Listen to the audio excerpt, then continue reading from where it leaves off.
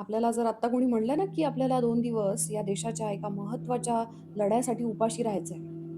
नाही होणार आपल्याकडून. 1 दिवस पण नाही होणार. पण सोनम वांगचुक गेली 18 दिवस सलग उपाशी आहेत आणि कोणासाठी? स्वतःसाठी? नाही. देशाच्या विद्यार्थ्यांच्या प्रश्नासाठी. 2018 मध्ये 86 वर्षाचे माजी IIT प्राध्यापक स्वामी ज्ञानस्वरूप सानंद म्हणून ज्यांची ओळख आहे जी.डी. अग्रवाल यांनी गंगा नदीच्या संरक्षणासाठी तब्बल 111 दिवस उपोषण केलं होतं. आता हेही स्वतःसाठी काहीच मागत नव्हते हां.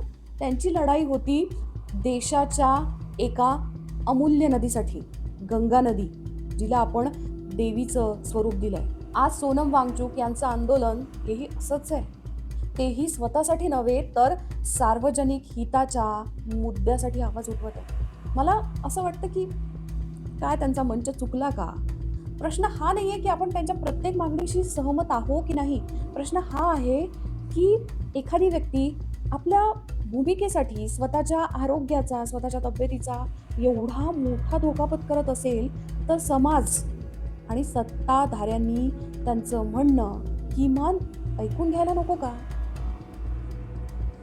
लोकशाहीची तर खरी ताकद विरोधकांना गप्प करण्यात नाही, तर संवाद करण्यात असते. इतिहासाने अनेकदा दाखवून दिलाय, जेव्हा शांततेने आवाज उठवणाऱ्यांकडे दुर्लक्ष केलं जातं, तेव्हा त्याची नोंद इतिहास घेतो. मी परत म्हणते की मतभेद असू शकतात, पण माणसाचा जीव आणि संवाद यांची किंमत सर्वात मोठी आहे. आत्ता सोनम वांगचुक यांच्या मागणीपेक्षा त्यांची तब्येत ज्या परिस्थितीला चालली आहे, त्यांच्याकडे खरंच दखल घ्यायला पाहिजे. सोनम वांगचुक यांचे ते व्हिडिओज बघून मनाला खरंच त्रास होतोय. आत्ता त्यांची दखल घेणं खरंच आवश्यक आहे.